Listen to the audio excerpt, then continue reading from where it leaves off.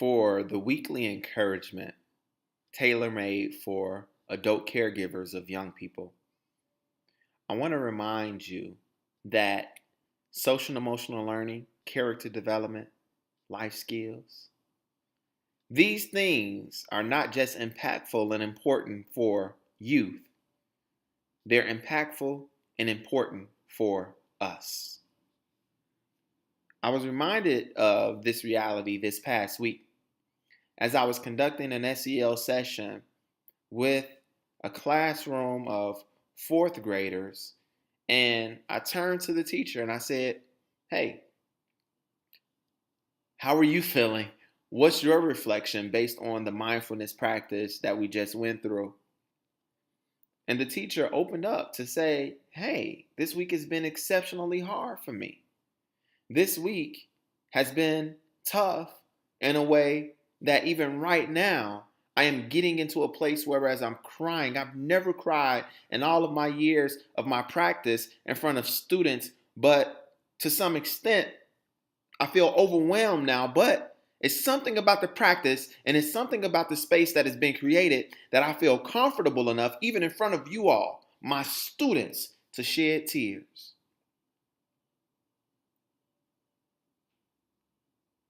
It's an amazing dynamic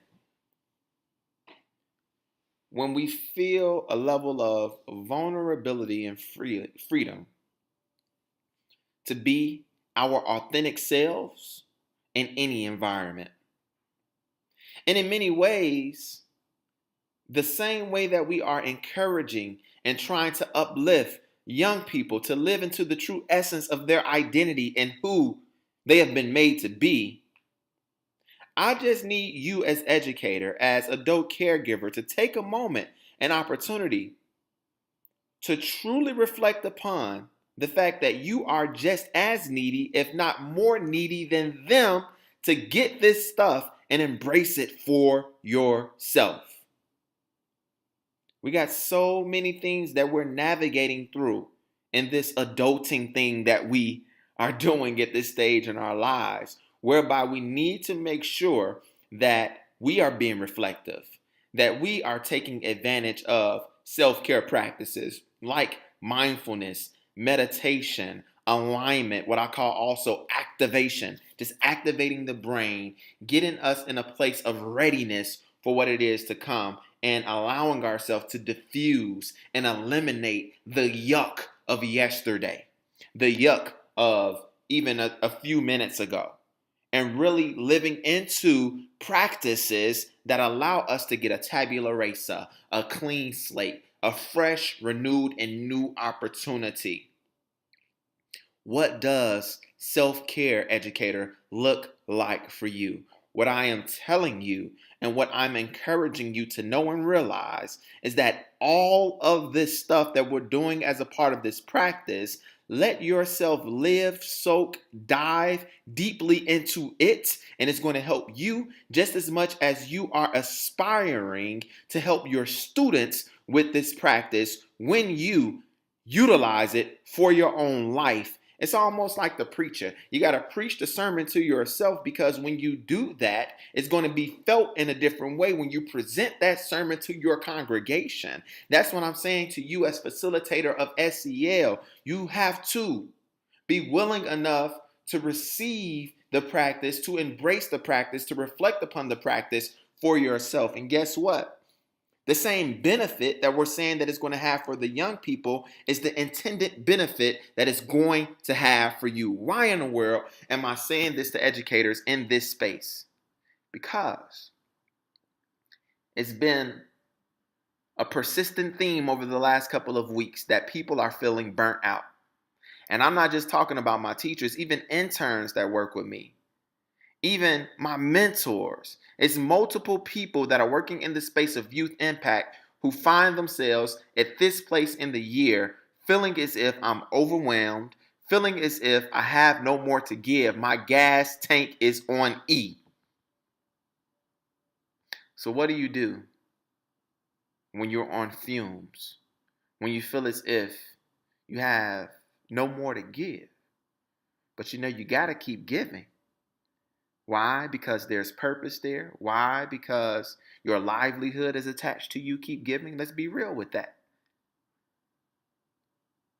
It's things like this right now.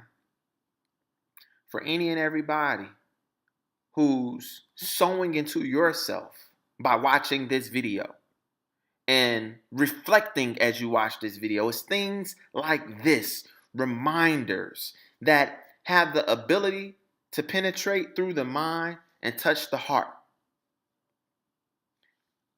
that help you to get beyond fumes and start to feel as if, okay, I'm getting some gas poured into my tank. Because one thing that you are getting served with right now is the rhetoric and language that helps you to combat isolationism.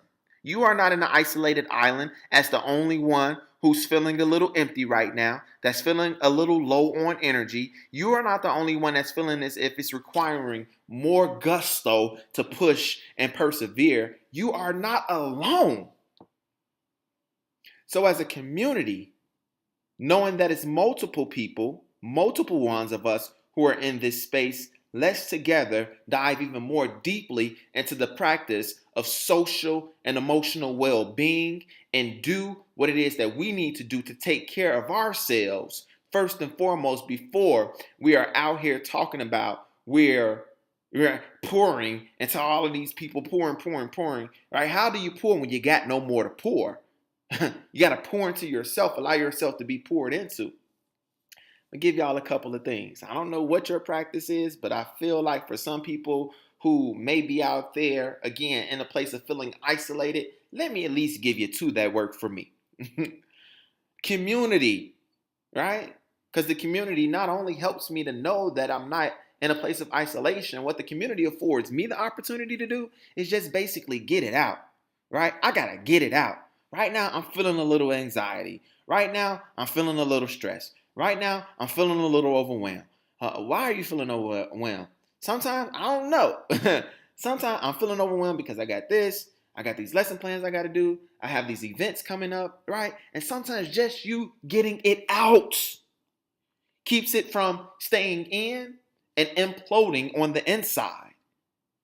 And for you to be able to find that community of individuals that care enough that they'll sit back and listen, even if they feel that they've heard it multiple times, that's such an asset and such a benefit. And I would venture to believe that most of us have those people and have access to those people if we're willing to utilize that resource for our benefit. And then the second one, and I'll leave this thing alone, physical activity. I love that in one of my high schools, one of my friends that I used to work with a decade ago, I just see her walking around the hallway, just taking laps. And one day, I didn't ask her, maybe she saw it on my face, a look of curiosity. I didn't ask her anything about why she's taking these laps. And she just said, hey, I'm getting sexy back. So for her, that was the motivation to walk some laps around that school. She is getting sexy back. She's working towards her summer body. And maybe that might be your motivation. But for what I'm talking about right here, I'm saying de-stress. Put some fuel back into your body. Put some fuel back into your tank. What's one of the ways that you do that? Yes, all type of healthy rhythms like eating, like sleeping, like hydrating.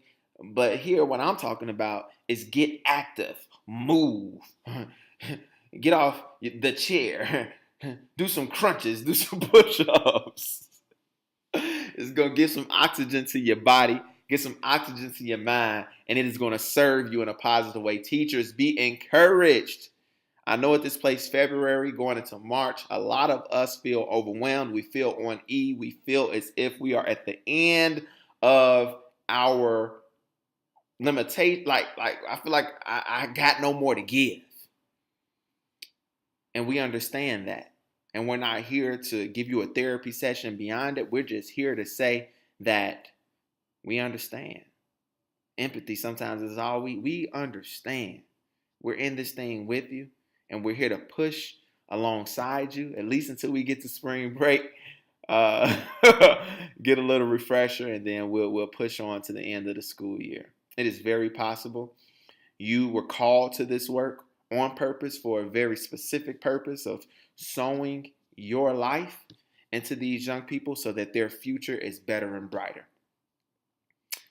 All right. That's the encouragement, the motivation, and the special equipping for this week.